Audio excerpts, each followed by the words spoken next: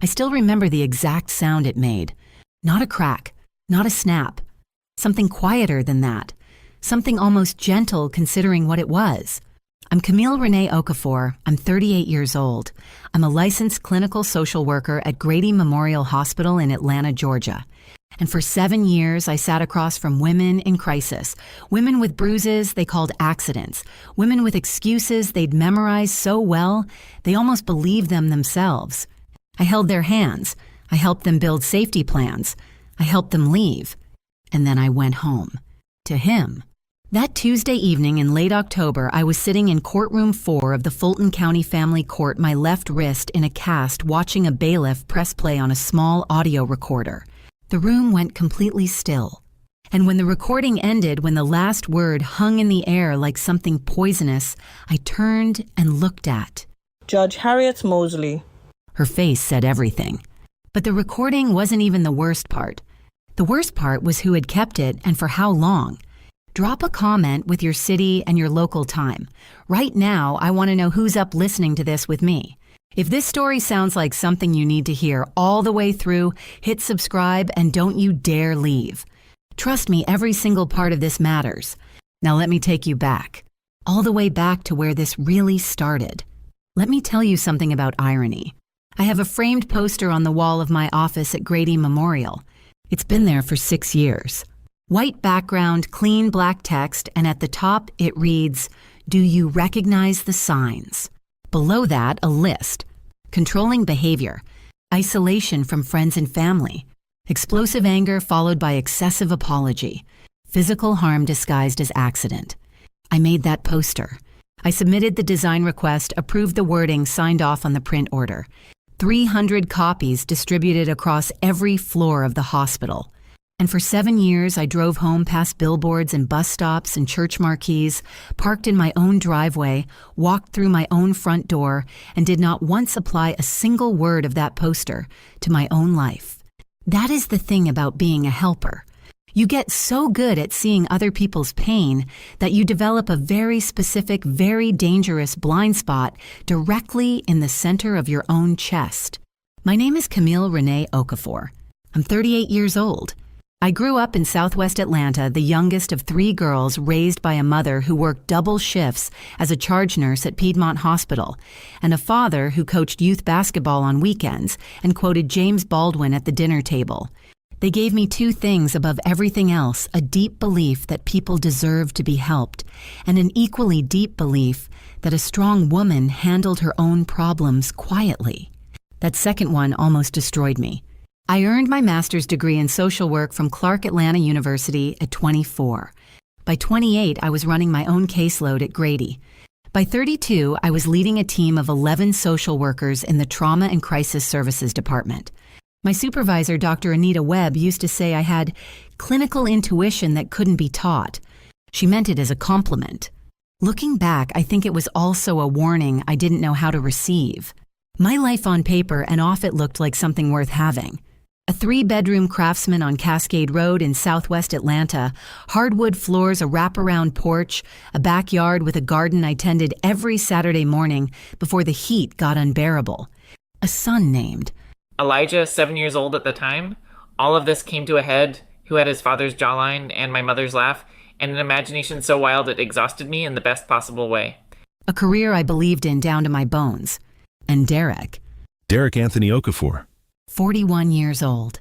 Architectural designer with his own firm, Okafor Design Group on Marietta Street in Midtown. When I met him at a fundraiser for the Urban League of Greater Atlanta, he was the man explaining the structural philosophy behind a community center renovation to a group of donors who were barely listening. I was listening. He noticed. Our first date was coffee at Amelie's in 4th Ward. He showed up 11 minutes early. He asked about my work and then actually listened to the answers. He remembered 3 weeks later the name of a client I'd mentioned only once in passing. Not the details, just that I'd had a hard week because of her situation, and he asked how she was doing. I know how that sounds now. But that was Derek in the beginning. Thoughtful, present. The kind of man who brought home groceries you didn't ask for because he'd remembered you mentioned being out of something 4 days earlier. The kind of man who slow danced with you in the kitchen on a random Wednesday because a song came on that reminded him of your first anniversary. We got married on a Saturday in June at Cascade United Methodist Church, where his mother, Judith, had been a pillar of the congregation for 30 years. 140 guests. Elijah arrived 14 months later. And for a while, for a real genuine while it was good. I want to be honest about that because it matters. It was good. Not perfect, but good in the way real things are, good, imperfect, and warm in ours. My best friend. Dominique Fletcher. Domi, she's gone by Domi since we were 19 years old at Clark Atlanta. Together, she was my maid of honor. She's a charge nurse now at Grady, which means we carpooled for 3 years until she moved to Kirkwood. Every Saturday morning before I gardened and she went to her spin class, we met at Perk Coffee House on Lee Street. Large oat milk lattes, the corner table by the window, and whatever was happening in both our lives. Domi is the kind of friend who tells you the truth, even when you've made it very clear you do not want to hear it. I didn't always appreciate that about her. I do now.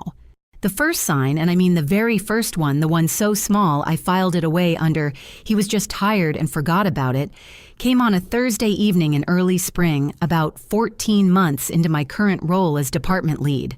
I came home and told Derek I'd been recommended for a director-level position. Not offered yet, just recommended. It was preliminary, but I was excited. I made his favorite smothered pork chops, rice, and collard greens, and I told him over dinner. That's great, babe. He smiled. The smile looked right. The words were right. But that night he didn't speak again. Not during the dishes. Not after... Elijah went to bed. Not when I turned off the lamp and said goodnight. He lay beside me in the dark, and the silence had a texture to it that I couldn't name. By morning, he was his usual self-coffee made. Elijah's lunch packed a kiss on my cheek before he left. I told myself he'd had a long day. I was very good at telling myself things like that. It's important you also understand Derek's mother, Judith Ann Okafor, 64 years old. 5 feet 4 inches of pressed linen blazers, coordinated accessories, and scripture quotes deployed with surgical precision. She had been widowed 11 years prior. Derek's father passed from a stroke, and she had elevated her role as church matriarch to something approaching a full-time occupation. She was on 3 committees, organized the annual women's retreat, and was known throughout Cascade United Methodist as the woman you called when you needed something done right. She was also at my house, it seemed constantly, not in a way you could point to and call unreasonable, always with a reason. Dropping off a dish, picking up, Elijah for an afternoon. Stopping by because she was in the neighborhood. She had a key. Derek had given it to her before we married, and when I suggested gently, once that maybe we should be the ones to keep the only spare, he looked at me with something I can only describe as quiet warning and said, She's my mother, Camille. Don't do that. I didn't bring it up again. Judith was always pleasant to my face, warm even. She called me baby and complimented my cooking and told the women at church that her son had married a real professional woman, very accomplished. But there was something underneath all of it, something I could feel the way you feel a draft before you find the open window. A low, steady current of evaluation, of measurement, like she was always checking something. And I was always coming up slightly short. I told myself I was being too sensitive, that I was projecting, that after years of working with complicated family dynamics, I was pattern matching where there was no pattern. I was wrong about that too. There is a photograph on my phone that I still haven't deleted. I've thought about why. And I think it's because deleting it would mean pretending that version of us never existed. And as much as everything that came after deserves to be named for what it was, I am not willing to lie about the before. The before was real. The before happened. In the photograph, Derek and I are standing on River Street in Savannah, Georgia at sunset. Elijah was 3 at the time, staying with my mother in Atlanta for the weekend. Derek has his arm around my shoulders, and I am laughing at something he just said, really. Laughing, head tilted back, completely unself-conscious. The sky behind us is the color of a bruised peach. The cobblestones are wet from an earlier rain. He's looking at the camera, but smiling in a way that's actually meant for me. That was our 5th anniversary trip. 2 nights at a bed and breakfast on Jones Street, long dinners at Leosi's, walking for hours along the waterfront, just talking about Elijah's school year is coming up about the addition Derek wanted to put on the back of the house, about whether we should try for a second child. nothing and everything the way you talk when you still believe the person beside you is fundamentally safe. I keep the photograph because I need to remember that I didn't invent that. I need to remember that I am not a woman who imagined a good marriage and then burned it down. I need to remember that what happened to us was not a mistake I made by loving him. It was something done to us, and then later something he chose. That distinction took me a long time to find, but I have it now and I'm keeping it. The second sign came about 8 months after the first, on a Sunday evening after church. Judith had joined us for dinner. This was a monthly occurrence that had somehow, without discussion, become a standing appointment. She and Derek were talking about a property his firm had just been contracted to redesign a mixed-use development in Buckhead. I was clearing the table, Elijah was in the other room watching television. and Derek reached across the table for his phone. It was sitting next to my hand, and as his fingers closed around it, he paused for just a fraction of a second. He looked at me, then at the phone, then back at me. You weren't looking at this, were you? His voice was casual, easy. The question had the shape of a joke. I said no, and I meant it because I hadn't been. I'd been stacking dishes. He nodded and picked up the phone, and the conversation with Judith continued without a single beat lost. But I felt it. That pause. That fraction of a second where something moved behind his eyes that I didn't have a name for yet. Judith glanced at me over her sweet tea and smiled the way she always smiled, warm, measured, just slightly too practiced. Men just like to keep some things private, baby. It doesn't mean anything. It's healthy, actually. I smiled back. I agreed. I took the dishes to the kitchen. I did not think about it again for 2 weeks. That was the problem with both of them, you understand. They were very, very good at making you feel like the unreasonable one before you'd even said a word. The months that followed the Savannah trip that whole year really had their own rhythm. Derek's firm landed a significant contract, a boutique hotel renovation in Virginia Highland, and the pressure showed. Late nights, short fuses on Friday evenings that reset by Saturday morning. I gave him room. I was trained to understand stress responses. I told myself this was temporary, a phase, the kind of rough patch that every long marriage moves through. And then one evening in late January, on a night that had started like any other, Derek and I disagreed about something small. I genuinely cannot remember what it was. Something about Elijah's weekend schedule, maybe. or money, or one of the 100 small negotiations that make up the infrastructure of a shared life. What I remember is that I tried to walk out of the kitchen to end the conversation before it escalated further. I'd learned that much. Give him space, let it cool, come back to it later. That was the strategy that seemed to work. He reached out and grabbed my wrist to stop me. His grip was too tight. Not violent, not yet, but too tight. The grip of a man who was not thinking about how his hand felt around my wrist, only about making sure I didn't leave the room. I turned around. I kept my voice steady. I said, "Derek, let go."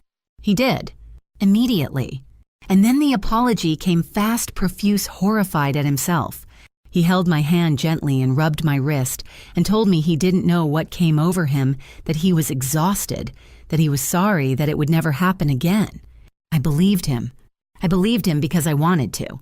And because the man holding my hand so carefully in that moment looked genuinely ashamed. And because, and this is the part that is hardest to say, out loud, I used my professional knowledge against myself. I knew the cycle of tension and reconciliation. I knew the research on stress and displacement behavior. I found a clinical explanation for what had just happened, and I used it like a blanket. A warm, suffocating blanket. He brought me flowers the next day. Dahlias, which were my favorite. I put them in the blue vase on the kitchen windowsill. They lasted almost 2 weeks. I did not tell. Domi. I did not write it in my journal. I did not document it in any way. I understand now what I was doing. I was protecting the narrative. If I didn't say it out loud, it hadn't fully happened. If I didn't name it, I didn't have to decide what to do about it. 3 weeks after that, on a Sunday after the second service, I was in the kitchen helping Judith clean up while Derek put Elijah to bed. we were working quietly. She was wrapping leftovers, I was washing the good dishes by hand, and she said without looking up from what she was doing, Derek told me you two had a little tension last month. I kept washing. Every couple has tension sometimes. She folded the foil carefully at the corners. He's a lot like his father was, you know. Good man. But he needs a home that feels like a refuge, not a competition. I turned off the water. I turned to look at her. She was already smiling at me, that same warm, measured smile, like she'd said something kind, like she was giving me a gift. I'm not competing with anyone in my own home, Judith, I said. Of course not, baby. She patted my arm as she passed. I'm just saying, men like Derek need to feel like the head of something. It's just how they're built. She walked out of the kitchen like the conversation was over. And then 2 days later, I was coming in through the side door from the garage, and I caught the tail end of a phone call Judith was making in the living room. She didn't hear me come in. Her back was to the hallway, and her voice was low, but not quite low enough. She's getting too confident again, Derek. You know what I mean. Just handle it. She turned around and saw me standing in the doorway. Not a single thing changed on her face. Camille, I was just about to start the coffee. You want a cup? I said yes. I sat down at my own kitchen table, and I felt for the first time the specific chill of understanding something you are not yet ready to do anything about. There are things you know before you know them. That is the only way I can explain the 3 weeks between hearing Judith on that phone call and the night my wrist got broken. I went about my life made. Elijah's lunches ran. My department. Watered my garden, sat across from women in crisis, and helped them map their way out. And underneath all of it, something in me was quietly, methodically preparing. Not consciously. Not with a plan. Just the way a body knows to brace before impact even when the mind hasn't caught up yet. I did not confront Judith about what I'd heard.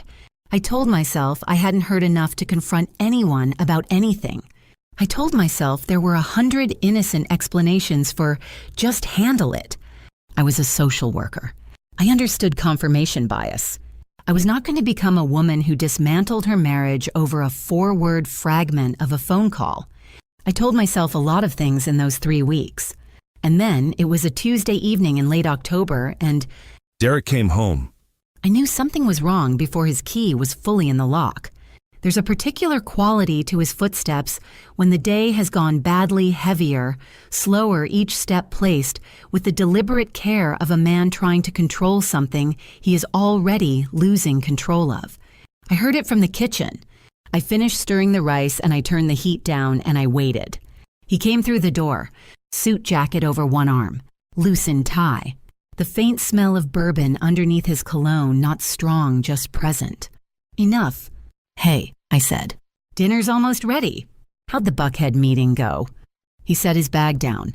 He didn't answer right away. He went to the refrigerator and stood with the door open for a moment, staring into it like it had said something that required a response. It didn't. They went with another firm. Derek, I'm sorry. And I was. I genuinely was. That was 8 months of work. That's... I know how long it was, Camille. I let the silence sit. I plated his food. I set it on the table and gave him space the way I always gave him space, the way I had learned to give him space. And for a while, it seemed like it might just be a quiet, difficult evening that we would get through the way we'd gotten through others. Then his phone lit up on the counter. He glanced at it.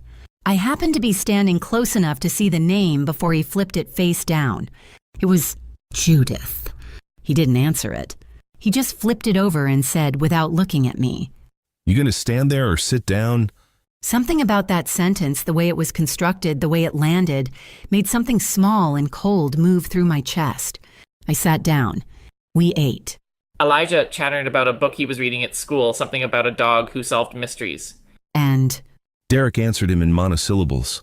I kept my face neutral and my voice warm for our son's sake. And I thought about that phone flipping face down and Judith's voice saying, "Just handle it," and the way Derek's hand had felt around my wrist in the kitchen 11 months ago. I was connecting things. Slowly, late, but finally, after... Elijah was in bed. I came back to the kitchen to finish the dishes. Derek was at the table with his laptop open, still in his dress shirt sleeves rolled up. I turned on the faucet. "Can I ask you something?" I said. What? The Buckhead project, was there anything in the proposal we could look at together? Sometimes a fresh set of... I don't need a fresh set of eyes, Camille. His voice was flat. I need my firm to win contracts. Those are different problems. I know. I was just trying to... You were trying to fix it. He closed the laptop. You always have to be the one fixing something. You know that you walk in a room and within 5 minutes you've diagnosed everything wrong with it. I turned off the water. I turned around. I was trying to be supportive, I said. Quietly, carefully. Right. He stood up. Like how you were being supportive when you told Anita Webb you wanted to be considered for the director position without mentioning it to me first. I stared at him. That was 8 months ago. And it was a preliminary conversation with my supervisor about my own career. In our house, he said, stepping closer, we talk about things like that together. But you don't think of it as our house, do you? You think of it as your house. Your career. Your decisions. Derek. You help broken women all day at that job. His voice dropped lower. And there was something in it now that was not anger. It was colder than anger, more considered. You never stopped to wonder why you married one. The words landed like something physical. I felt my face go still. And that's when I made the mistake of turning away from him to leave the room. Not running, not dramatically, just turning the way I had learned to do to give him space and give myself space and let the night cool down. His hand closed around my left wrist. I tried to pull back. The movement was instinctive, and it was wrong. My wrist caught the edge of the open cabinet door at an angle with his weight behind it. And there was that sound? That quiet, almost gentle sound. And then the pain arrived white and total, radiating up my forearm. Derek let go immediately. He stepped back. His face had gone the color of old concrete. Camille.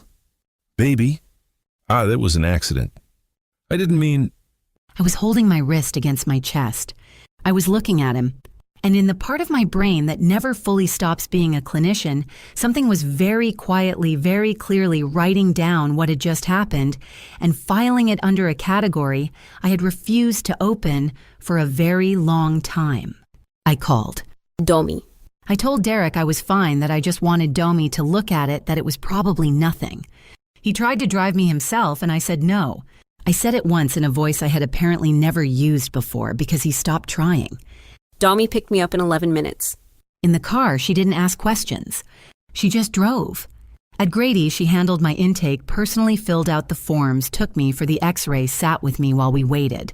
When the radiologist confirmed a hairline fracture of the distal radius, she wrote down the clinical details in her own handwriting on a form I did not see. I told the attending physician I had fallen against the cabinet. He wrote it down. He had kind eyes, and he looked at me for just a moment longer than necessary before he did. We were in the waiting room afterward, both of us, with bad coffee in paper cups, my wrist wrapped and resting in a temporary splint. There was a poster on the wall across from us. I had seen it 1,000 times. I looked at it now like I was reading it for the first time. Do you recognize the signs? Domi followed my gaze. She was quiet for a long moment. Then she reached over and put her hand over mine, my right hand, the one that wasn't wrapped, and she said, "This is the 3rd time in 4 years, Camille. I've been keeping count." The paper cup crinkled in my grip. I did not cry. I did not speak. I sat in that plastic chair under those fluorescent lights in the hospital where I had worked for more than a decade, and I stared at a poster I had made. And I let the number 3 exist in the room between us. 3 times. And I had told myself each time that it was the first. The cast was white fiberglass from my palm to just below my elbow. I told people at work I'd had a cycling accident. I don't own a bicycle. Nobody asked follow-up questions which told me something about the stories we allow ourselves to believe when we don't want to look too closely at the alternative. Derek was contrite in the way he always was, after attentive, gentle, almost suffocatingly present. He brought me coffee in bed for a week. He handled school drop-off without being asked. He bought Elijah a new book from that Mystery Dog series and read 3 chapters aloud at bedtime, doing different voices. And I stood in the hallway listening and felt the specific cruelty of watching someone be exactly who you needed them to always be, right after they'd proven they couldn't be. On the 8th day, he suggested couples therapy. I said yes, because I was still even then trying to save something. Or maybe I was buying myself time. I'm not entirely sure those were different things. Our therapist was Dr. Raymond O.C., private practice in Decatur, recommended by Derek's colleague, which I noted and filed away. Doctorate in marriage and family therapy, warm office good credentials. He was also through no fault of his own working with incomplete information from the very first session, because Derek walked in there and performed the most polished version of himself I had ever witnessed. He talked about his stress, his fear of failure, his complicated relationship with his father's expectations. He used the word vulnerable 4 times in the first 40 minutes. Dr. O.C. nodded and made notes and occasionally looked at me with an expression that said, "This man is doing the work." And he was. He absolutely was. Derek was doing the work of constructing a version of events in which he was the struggling, self-aware husband, and I was the emotionally withholding wife who needed to meet him halfway. By the 3rd session, Dr. O.C. gently suggested that I consider how my professional habits might be creating distance in the relationship. Sometimes, he said, looking at me with genuine care, people who spend their days in crisis mode bring that hypervigilance home. It can feel to a partner like surveillance rather than intimacy. I sat with that. I turned it over. I almost accepted it. Derek on the drive home was quiet for exactly 4 miles. Then he said, "You made some good points today, don't you think?" I looked out the window and said, I'm just saying, you do have a tendency to analyze everything. Even us. Maybe that's worth thinking about. There it was. Dr. O.C.'s gentle clinical observation picked up and sharpened into something with an edge handed back to me before we'd even pulled into the driveway. I thought about it. I thought about it for 2 weeks. And in those 2 weeks, I watched myself shrink in increments so small, I almost didn't notice answering questions a little more carefully, offering opinions a little less readily, monitoring my own reactions for signs of the hypervigilance I'd been told I possessed. This is what gaslighting actually looks like in practice. It doesn't arrive in one dramatic accusation. It arrives in increments. Small course corrections that compound over time until you've navigated yourself so far off center, you can't remember where center was. Judith, meanwhile, had begun appearing more frequently. 3 times in 2 weeks, each visit unremarkable on its own.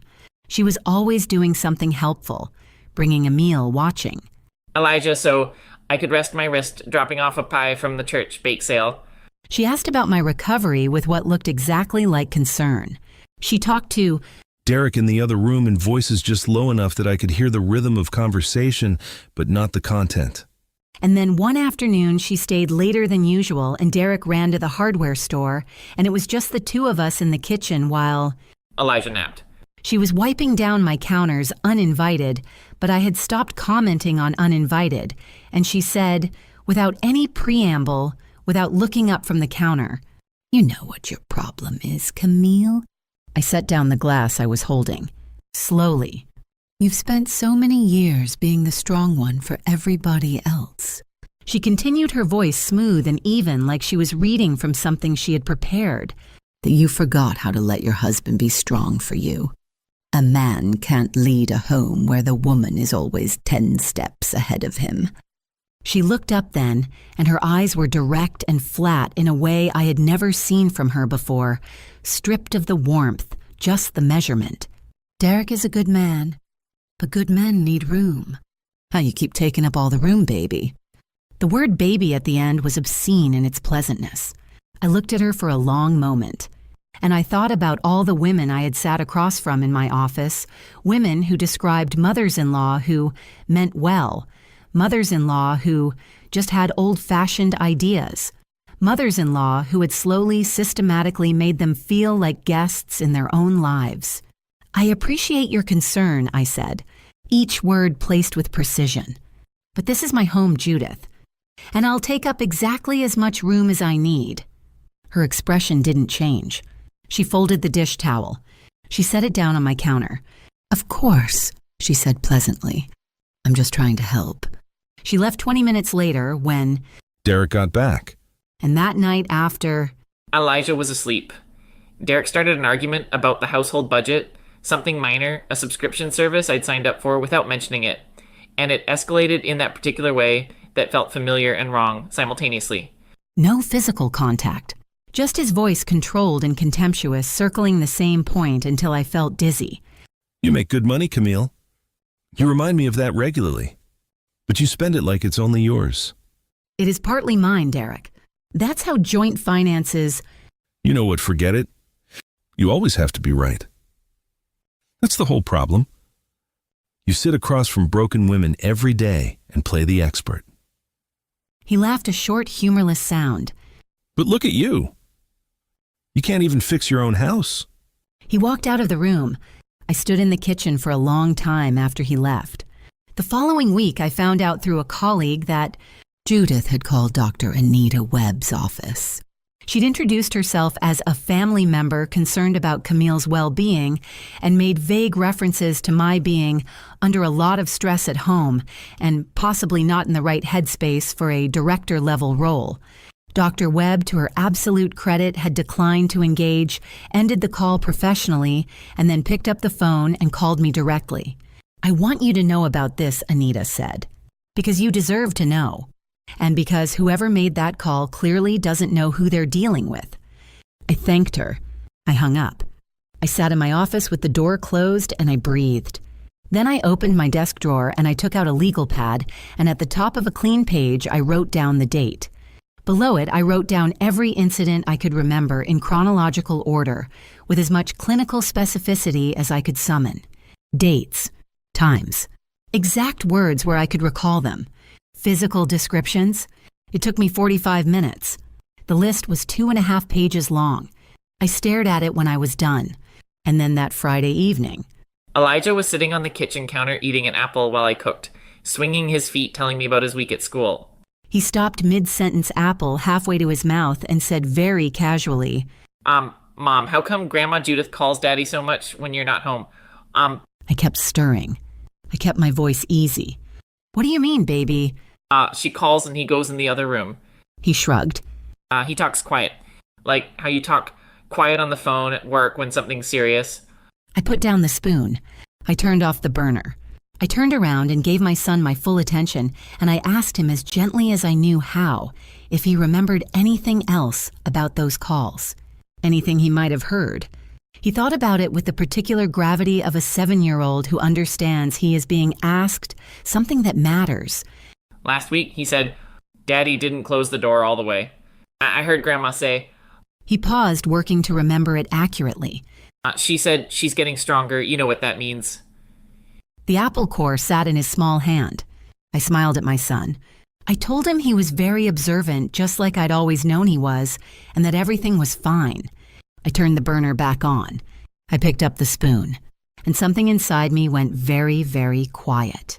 Not sad quiet, dangerous quiet. The garage smelled like motor oil and old cardboard, and the particular dusty warmth of a space that holds everything a house doesn't know what to do with. Derek had been driving his new truck for 4 months. The old one, a gray extended cab he'd had since before we married, had been sitting in the back half of the garage since September, waiting to be sold. He'd listed it twice online and both times pulled the listing without explanation. I had stopped asking why. It was a Saturday morning in early December, 2 weeks after. Elijah told me about the phone call. Derek had taken Elijah to a basketball clinic at the Southwest Atlanta YMCA, 2 hours, maybe 2.5. I had told myself I was going to organize the garage, get rid of boxes we hadn't opened since the move. Practical, reasonable, A normal Saturday task. That was true. It was also not the whole truth. I'd been thinking about the old truck's center console for 11 days. Derek had this habit, had it for years, of using the center console of whatever car he was driving as a secondary junk drawer. Chargers, receipts, pens, old parking tickets, and sometimes when he switched vehicles in a hurry, phones. He'd left a work phone in there once back in 2019. I'd found it by accident, asked him about it, and he'd explained it was an old device he'd meant to wipe and donate. I had believed him then. I moved 3 boxes to get to the old truck. The door was unlocked. The interior smelled stale, cracked leather, old air, the ghost of fast food. I opened the center console. There were 2 charging cables, a dried-out pen, a Waffle House receipt from 2 years ago, and underneath all of that, face down, a phone in a black case. I picked it up. It was a model 2 generations old. The battery was dead. I sat in the driver's seat of that truck for a moment, completely still, listening to the silence of the garage around me. Then I went inside, found a compatible charger in the kitchen drawer, and plugged it in on the workbench. I waited 17 minutes for it to power on. What I found on that phone rearranged everything I thought I understood about the last 3 years of my life. It wasn't another woman. I want to be clear about that because that's what you expect to find, isn't it? That's the story we've been taught. The secret phone means a secret person. But that's not what this was. This was worse. The messages went back 2 years and 4 months. They were between Derek and one contact saved, simply as Mom. And from the first message to the last, they formed a record so detailed, so deliberate, so methodical, that I had to stop 3 times while reading them because my hands were shaking too badly to hold the phone steady. Judith tracked me. That is the only word for it. She noted when I'd been promoted, when I'd been interviewed for a conference panel, when I'd been quoted in an Atlanta Journal-Constitution piece about social services reform.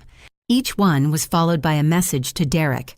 Not angry messages, not dramatic ones, operational ones, clinical in their own terrible way.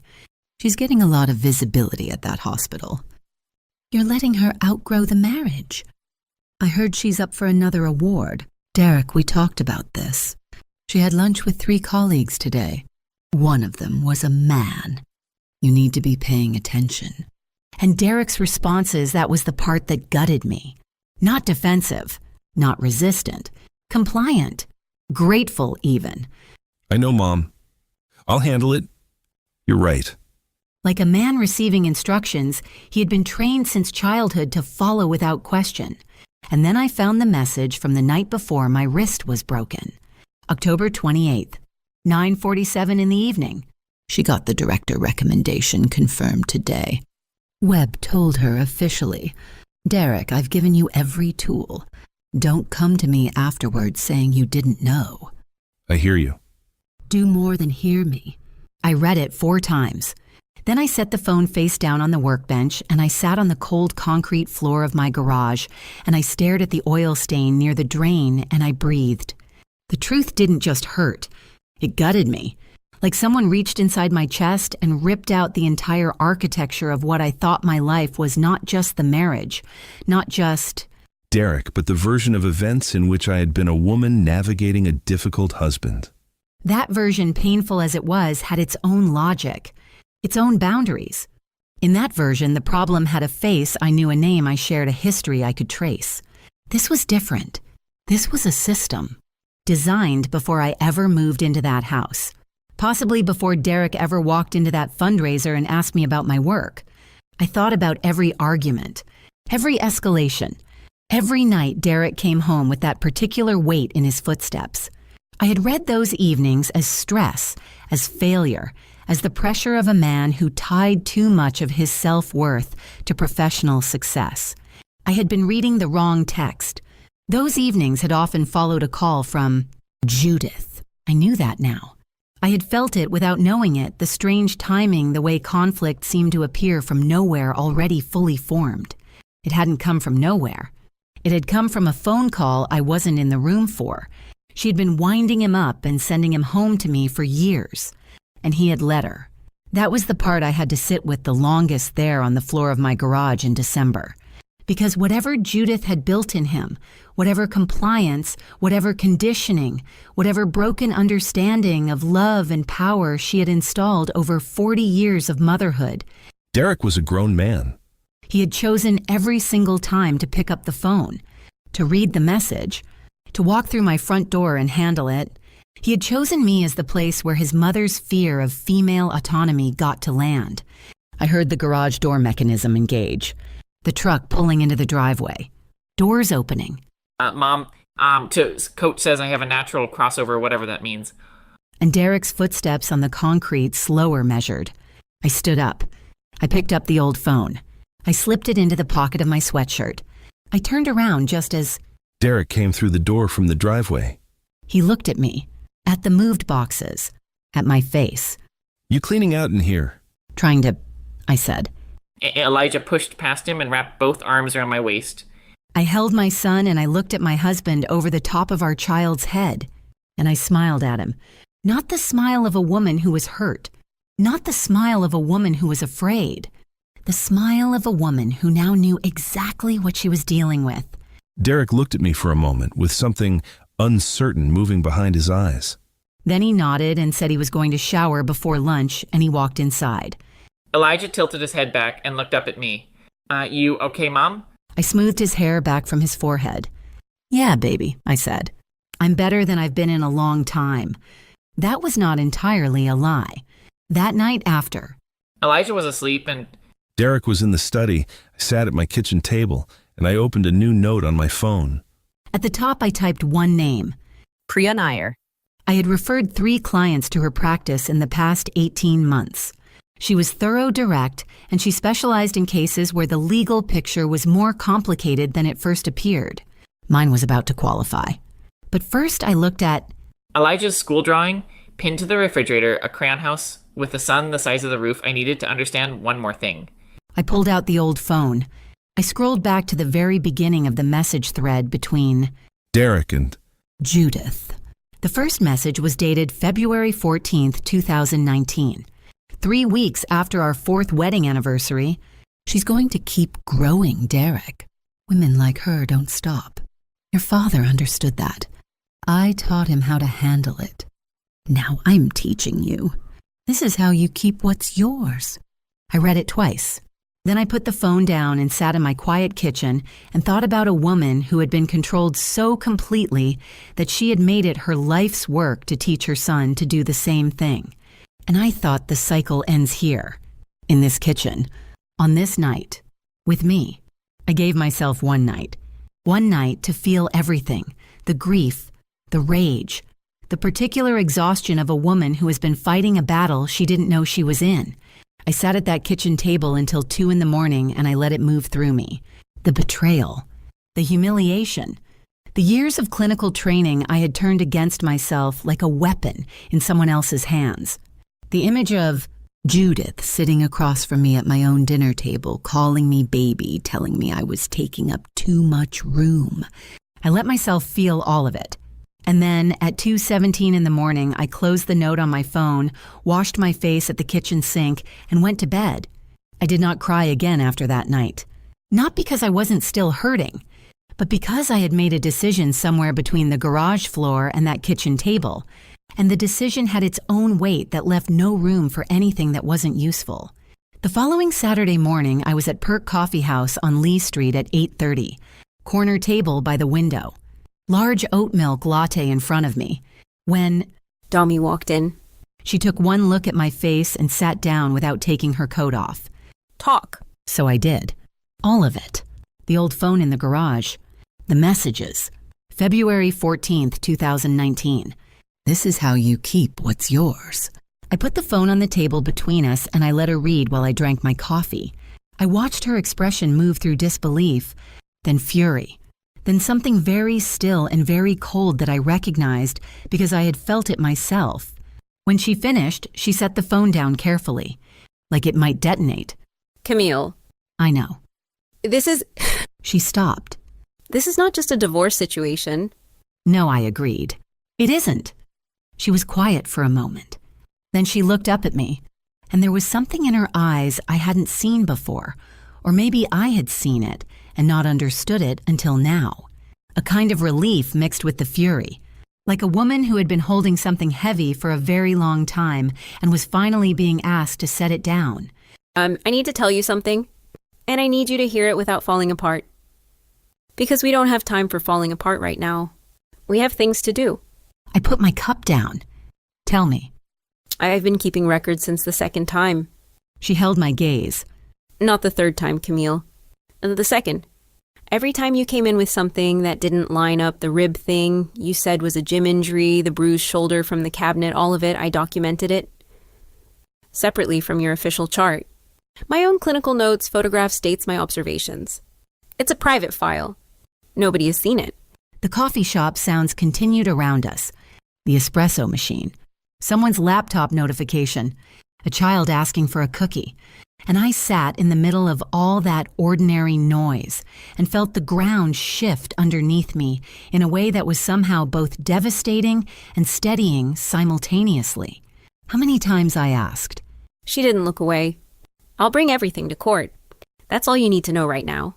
I understood in that moment what she was doing.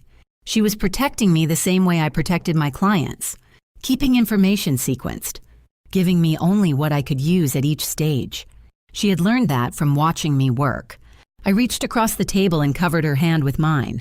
I did not say anything because there was nothing adequate to say. We sat there for a moment. Two women at a corner table in Southwest Atlanta with cold lattes and the ruins of one version of my life spread out between us. Then, Domi straightened up and said, "Okay, who's your attorney?"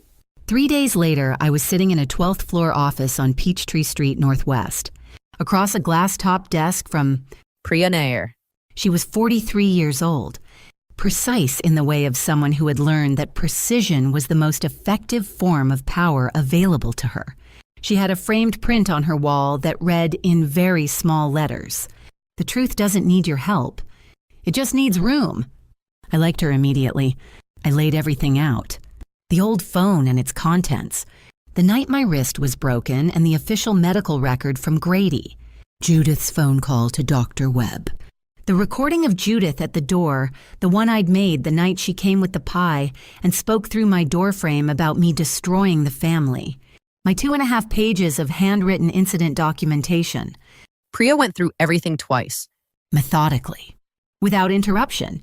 When she finished, she folded her hands on the desk and looked at me with the expression of someone recalibrating. The messages between Derek and his mother. If those are admissible, and I believe they will be, what you have here isn't just grounds for divorce and a protective order. What you have is a documented pattern of coordinated emotional and physical control. She paused. I want to involve a forensic family law specialist on the custody argument. And I want to look very carefully at Derek's business financials. Because men who operate this way in their personal lives sometimes operate similarly in their professional ones. I filed that last sentence away and said nothing. Here's what I need from you. I need you to go home. I need you to behave exactly as you have been behaving. Do not change your patterns. Do not confront anyone. Do not remove anything from the house that isn't yours to take. Can you do that? I've been doing it for 7 years, I said. 2 more weeks won't be a problem. Something moved across her face that might have been the beginning of a smile. Good, she said. Because what we're building has to be airtight. Especially with a respondent whose mother has spent 30 years cultivating a reputation for Christian virtue in this city. Judges notice that kind of reputation. We need to be prepared for it. I drove home that afternoon along I-20 towards Southwest Atlanta, and I thought about what Priya had said. Judges notice. I thought about Judge Mosley, whose name I didn't know yet. Whose face I would remember for the rest of my life. That evening, Derek came home in a reasonable mood. He'd had a good meeting. He brought Elijah a candy bar from the gas station. a thing he did occasionally.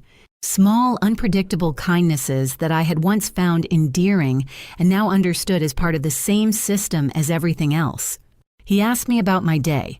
I told him about a case I was consulting on, keeping it appropriately vague. He listened. He nodded. I watched him and I thought he has no idea. The thought did not make me feel powerful. It made me feel something quieter and more serious than power, something closer to responsibility. Then after dinner, while I was putting away the dishes, his phone rang. He glanced at the screen and said, It's my mom. I'll take it in the study. And he disappeared down the hall. I had set up a small audio recorder. Priya had walked me through the legalities of single-party consent recording in Georgia on the bookshelf in the hallway outside the study. Positioned behind a framed photograph of Elijah at age 4. When I retrieved it later and listened through my earbuds in the locked bathroom, I heard Judith's voice, clear and unhurried. Has she said anything about an attorney? No, nothing. Good. Keep her comfortable. Comfortable women don't make moves. I took out my earbuds. I looked at myself in the bathroom mirror for a long time. Comfortable women don't make moves. I thought about the Fulton County family court filing I had submitted with. Priya that afternoon. The emergency protective order request, supported by medical documentation, photographic evidence, recorded audio, and 2.5 handwritten pages of incident documentation. I thought about Domi's private file, which I still hadn't seen in full. which she was bringing to court. I thought about what. Priya had said about Derek's business financials. Then I turned off the bathroom light and went to check on my son. Elijah was asleep on his side. One arm around the stuffed dog he'd had since he was 18 months old. I stood in the doorway and watched him breathe. Not my son. I said very quietly to no one in the room but myself. Not today. Not ever. 14 days. That was how long it took to build a case airtight enough that. Priya used the word comprehensive in a tone that sounded like the legal equivalent of "we've got him." 14 days of waking up next to. Derek and making coffee and packing. Elijah's lunch and asking about his day at the firm. And listening to the answers with my full attention while a separate parallel part of my brain cataloged everything with the cold precision of someone who had spent 15 years assessing situations for risk and documenting outcomes for court. It turned out I had been training for this exact task my entire professional life. I had just never expected to deploy those skills in my own kitchen. The routine was this. Every evening after. Elijah was in bed and Derek was in the study or watching television. I would retrieve the hallway recorder. I would listen to whatever had been captured, then send a summary to Priya by encrypted message. 3 times in those 14 days the recording captured. Derek on the phone with Judith. The content varied in specifics but not in character. She directed. He confirmed. They discussed me the way project managers discuss a logistical problem that needs to be contained before it affects the bottom line.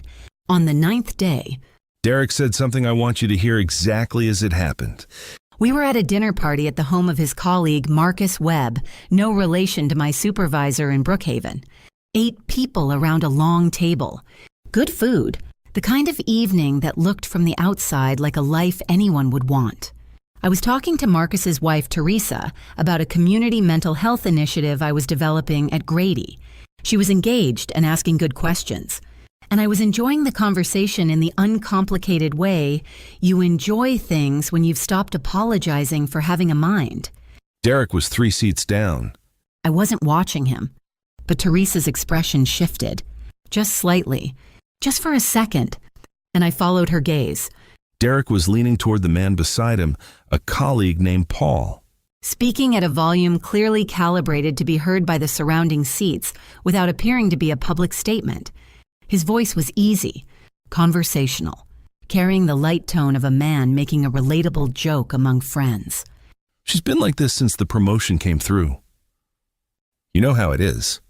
Once they get a title, you can't have a conversation anymore. Everything's a TED Talk. Paul laughed. The man beside Paul laughed. Teresa did not laugh. She looked at me.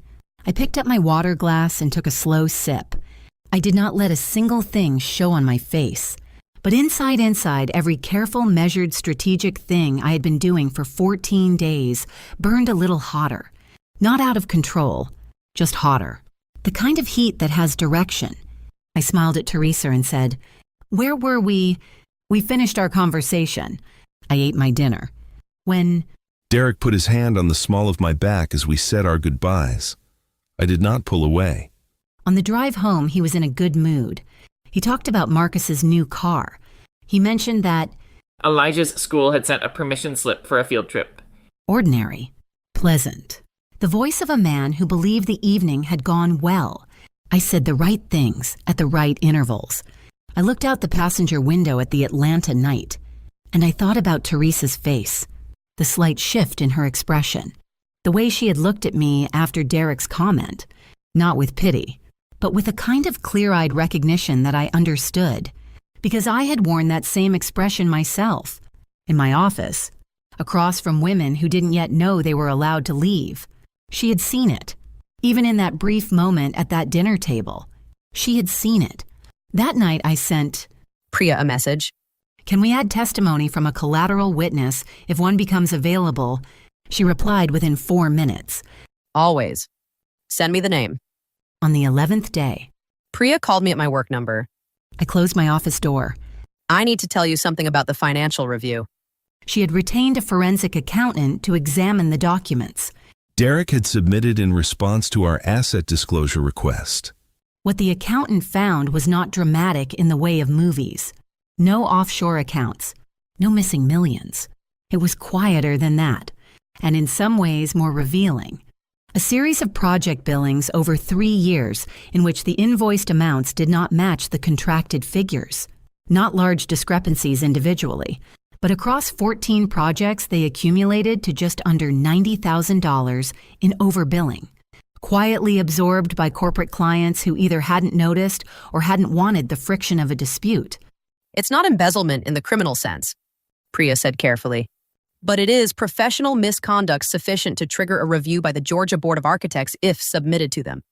And it directly contradicts the income figures Derek declared in his financial affidavit to the court. I sat with that for a moment. He lied to the court, I said. He significantly misrepresented his financial position, which affects asset division support calculations and his credibility as a witness on every other matter before the judge. I thought about what Derek had said to me 8 months ago in our kitchen. The only reason you have anything is because of my last name. Without me, you're just another woman with a degree and no life. I thought about that sentence finding its way in front of a judge. File it, I said, on the 13th day. Derek received the formal notice of the hearing date. I was in the backyard watering the garden when he came out with the papers in his hand. His face had a quality I had not seen before. Not anger, not the cold control of his worst evenings. Something more like a man who has been handed information that does not fit the model of reality he has been operating from. You filed for full custody, he said. I did. Camille. Derek. I turned off the hose. I looked at him directly. I'm not going to have this conversation in the backyard. He looked at the papers, then at me. Then he said with a composure that I recognized as the same composure Judith used. Practiced, load-bearing, designed to make the other person feel unreasonable. You think a judge cares about your little wrist? Grow up, Camille. He walked back inside. I stood in my garden for a moment. The tomato plants needed tying back. The basil was overdue for trimming. I had put that garden in the year. Elijah was born. Turned the hard red Georgia clay into something that actually grew things. And I had tended it through every season of this marriage, including the seasons that had tried to kill me along with everything else.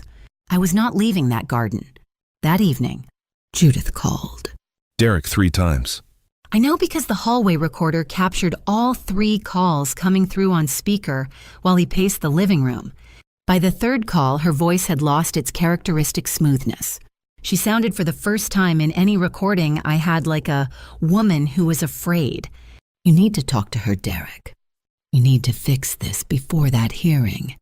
Tell her about Elijah. Tell her what a divorce does to a boy his age. She'll listen to that. Derek, are you hearing me? Use the boy. I listened to that recording sitting on the edge of my bed at 11 at night, earbuds in. And when Judith said use the boy, something in me went absolutely permanently done. I sent the recording to Priya at 11:04. She replied at 11:11. This one changes things significantly. See you Thursday. The night before the hearing, I checked on. Elijah twice. The second time, I stayed in the doorway longer than usual, watching him sleep, his small chest rising and falling in the lamplight from the hallway, I thought about what Priya had said at our first meeting. the truth doesn't need your help. It just needs room. Tomorrow in courtroom 4 of the Fulton County Family Court, I was going to give it all the room it needed. I went to bed. I slept better than I had in 7 years. Courtroom 4 smelled like old wood and recycled air and the particular stillness of a room where lives get decided. I arrived at 8:45 in the morning wearing a charcoal gray wrap dress and the low heels I wore on days when I needed to feel grounded.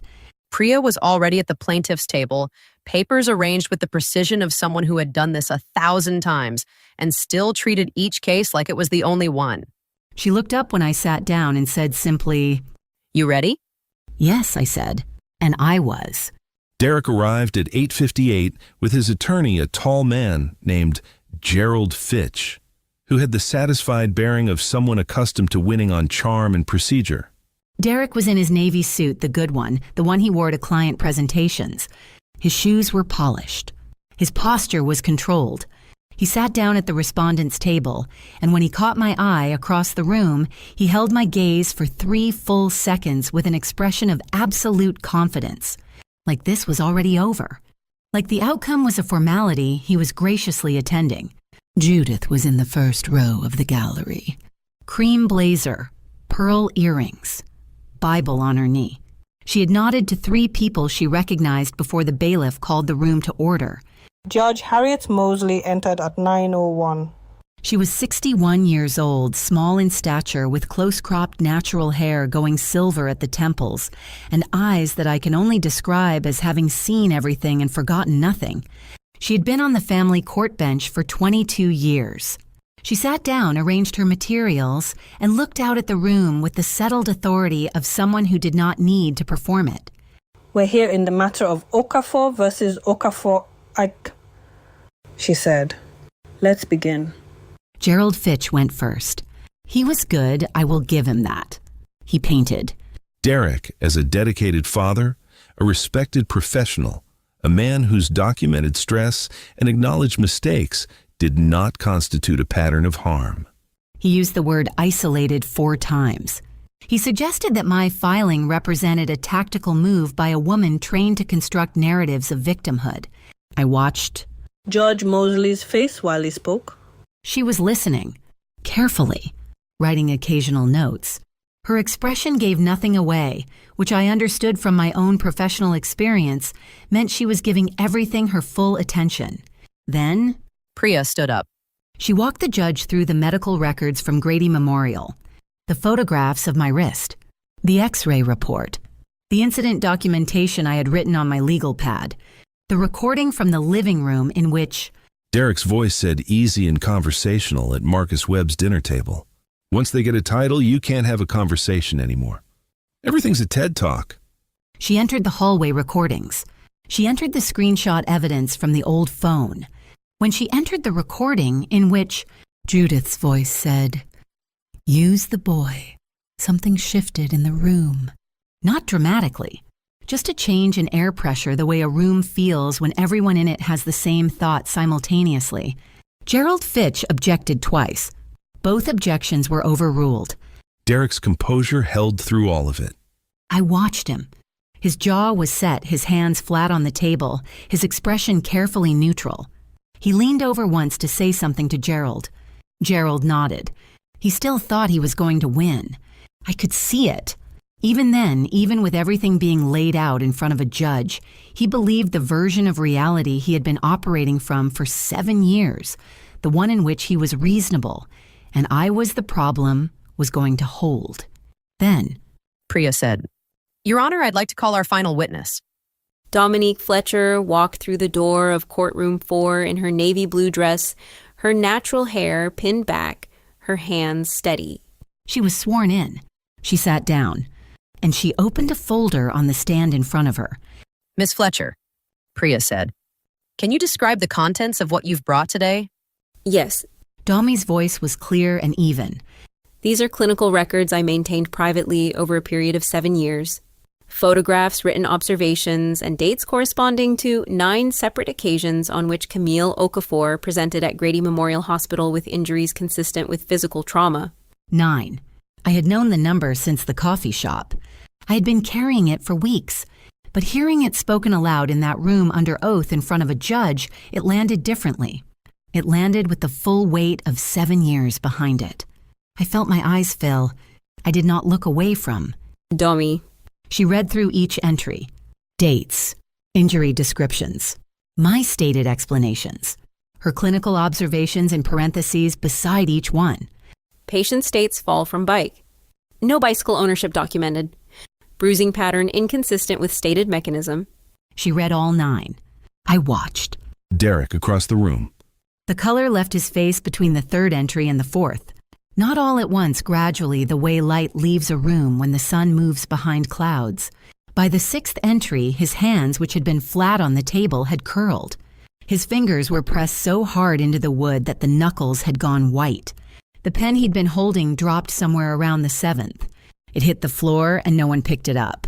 His jaw was still set, but the muscle in it was working now, flexing and releasing the physical effort of a man trying to hold a face together that was losing its structural integrity from the inside. Gerald Fitch leaned over and said something. Derek did not respond. In the gallery, Judith stood up. That is a lie. Her voice came out high and fractured, nothing like the smooth, measured instrument I had listened to for 7 years. That woman is lying. Derek. The bailiff moved toward her immediately. Ma'am, sit down. She has no right. Ma'am. The bailiff's hand came to her elbow. Sit down now or you will be removed. Judith sat. Her face was flushed deep red, then went pale, the color moving through her like weather. Her hands were trembling visibly on the Bible in her lap. She looked at Derek, searching, desperate, the look of a woman reaching for the authority she had always been able to rely on. Derek did not look back at her. Judge Mosley waited until the room was fully settled. Then she looked at the witness stand at Priya at her own notes. She was quiet for what felt like 60 seconds, but was probably closer to 15.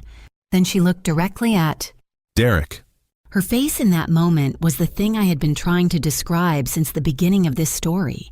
It was not anger. It was not shock.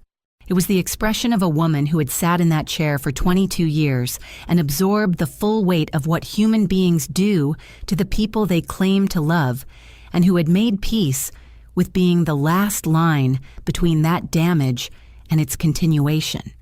Mr. Okafor, you are recorded stating that this court would not care about your wife's wrist. She let that sit for exactly 1 breath. I want you to know this court cares. This court cares deeply about everything it has heard today. She turned back to her notes. Gerald Fitch requested a recess. Denied. He requested a continuance. Denied. The ruling took 11 minutes. Full physical and legal custody to Camille Renee Okafor. Supervised visitation for Derek pending completion of a court-mandated evaluation. Permanent protective order. Full financial disclosure to be reviewed by the court's forensic accountant. The financial misrepresentation findings referred to the Georgia Board of Architects for independent review. When it was over, Derek stood in the hallway outside courtroom 4. Gerald Fitch was on his phone 10 feet away. Judith had been escorted to a separate exit by the bailiff after a second outburst during the ruling. Derek stepped toward me. His voice was low. Camille, please, think about what this does to Elijah. We can still... I am thinking about Elijah, I said. That's exactly why I'm doing this. I looked at him for one last moment. The navy suit. The polished shoes. The face of a man who had spent 7 years believing that my silence meant acceptance. Then I turned and walked down the corridor toward the exit where Priya was waiting, and I did not look back once. 6 months later, on a Saturday morning in early June, I was standing in the kitchen of a 2-bedroom apartment on Glenwood Avenue in East Atlanta Village, making pancakes with my son. The apartment was smaller than the house on Cascade Road by about 800 square feet. The ceilings were lower. The backyard was a shared courtyard with a fig tree and 2 wooden benches. I had a small container garden on the balcony, tomatoes, basil, 1 stubborn pepper plant that refused to produce, but that I kept watering anyway out of principle. I loved it more than any place I had ever lived. Elijah was on the stool at the kitchen counter in charge of chocolate chips. which meant approximately half of them made it into the batter and the other half made it into his mouth. He was telling me about a book his teacher had recommended. Something about a kid who discovers a secret library. His voice filled the apartment the way a child's voice can fill a space, making it larger somehow than its actual square footage. I stood at that stove and I listened to my son talk. And I felt something I want to try to describe accurately because I think it matters. It wasn't happiness exactly, though it was that too. It was something quieter and more structural than happiness. It was the feeling of a woman standing in her own kitchen, in her own life, with no part of her attention allocated to managing someone else's volatility. The feeling of a morning that belonged entirely to itself. I had not felt that in 7 years, maybe longer. After the hearing, things moved at the pace of institutions, which is to say slower than emotion, but faster than forgiveness. The Georgia Board of Architects opened a formal review of Derek's billing practices in late January. His firm lost 2 clients within 3 weeks of the hearing, before the board had issued any findings. Atlanta's professional community is smaller than it looks from the outside, and information moves through it efficiently. By March, he had voluntarily surrendered his license pending the review, which Priya told me was the move of a man whose attorney had advised him that fighting it would only produce more damaging documentation in a public record. he was living in a 1-bedroom apartment in Smyrna. I knew this not because I was tracking him, but because Elijah mentioned it during one of their supervised visits. Daddy's place is small, but he has a big TV. with the uncomplicated reportage of an 8-year-old who was processing change in the healthy, pragmatic way children process things when the adults around them are honest without being cruel. I was working very hard to be honest without being cruel. Judith's situation was its own separate unraveling. The recording of her saying use the boy had made it through proper legal channels to the pastor of Cascade United Methodist. I did not orchestrate this, Priya had submitted it as evidence in the protective order proceedings. which made it a matter of public court record, which meant it was accessible. Pastor Reginald Tate was by all accounts a man of genuine integrity, and he had called an emergency meeting of the church council within a week of the hearing. Judith resigned from all 3 of her committee positions before she could be asked to step down. The women's retreat she had organized for 11 consecutive years was chaired by someone else that spring. I'm not going to pretend I felt nothing when I heard that. I felt something. I examined it carefully and I decided it was not cruelty. It was the specific quiet relief of watching a system of harm lose its infrastructure. I went back to work the Monday after the hearing.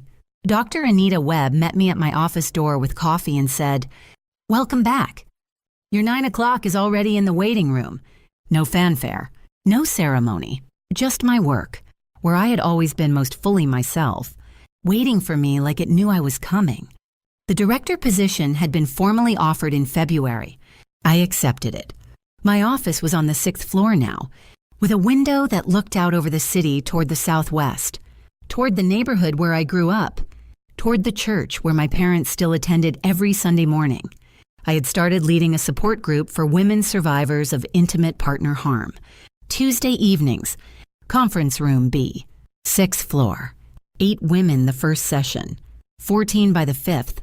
I did not share my own story in those early sessions. That wasn't the point. And those evenings weren't mine to center. But I brought to that room everything I had learned, including the hardest lesson. The hardest lesson was not about recognizing the signs. I already knew the signs.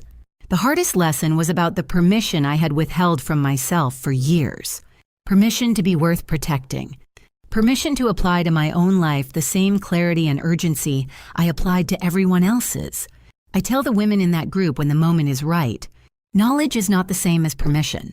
You can know everything about what is happening to you and still not believe you are allowed to make it stop. That belief that you are worth your own protection is not something anyone can give you, but it is something you can choose. I chose it on a garage floor in December, in the dark, surrounded by cardboard boxes and motor oil and the wreckage of a version of my life I had worked very hard to believe in. I would choose it again. Sarah, Domi and I still meet at Perk Coffee House every Saturday morning. Corner table, oat milk lattes, Whatever is happening in our lives. Last week, she told me she was thinking about going back for her doctorate in nursing practice. I told her she'd be extraordinary. She told me I was biased. I told her that was correct and entirely irrelevant. Some things do not change. The good ones you hold on to. On the Saturday morning of the pancakes after. Elijah had eaten 2.5 and declared himself at full capacity. He looked up at me with chocolate on his chin and said, Mom, are you happy? I put down my fork. I actually thought about it. Not the reflexive yes. Not the reassuring performance. But the real answer, checked against the actual state of my actual life. Yeah, baby, I said. I really am. He nodded, satisfied, and went back to his book. I stood at the sink doing dishes. I looked out the window at the fig tree in the courtyard, and I thought about everything I would say if I could talk to the woman I had been 7 years ago. The woman driving home from Grady Memorial past her own poster, not seeing herself in it. I would tell her, the work you do for other people is real and it matters. And so do you. Not because of your title or your degree or what you produce. Because you are a person who deserves the same care you give away so freely. That is not a radical idea. But sometimes it takes everything falling apart before it becomes something you actually believe. My name is Camille Renee Okafor. I am 38 years old. I am a mother, a social worker, a director, and a woman who finally stopped making exceptions for people who never made any for her. I broke, but I did not break down. And that is the most important difference I know. The judge's face said everything that day in courtroom 4. But what I saw on my own face in the mirror that evening standing in Priya's office bathroom cast finally off my wrist, looking at myself for the first time in years without flinching. that said even more. If you made it to the end of this story, I want you to sit with something. The signs are never as invisible as we tell ourselves they are. Sometimes we simply haven't given ourselves permission to see them. If any part of Camille's story felt familiar, if something in you recognized something in her, please know that recognition is not weakness. It is the beginning of clarity. Leave a comment and tell me what part of this story stayed with you. And if you believe someone else needs to hear this, today share it. Subscribe so you don't miss what's coming next. You being here matters more than you know.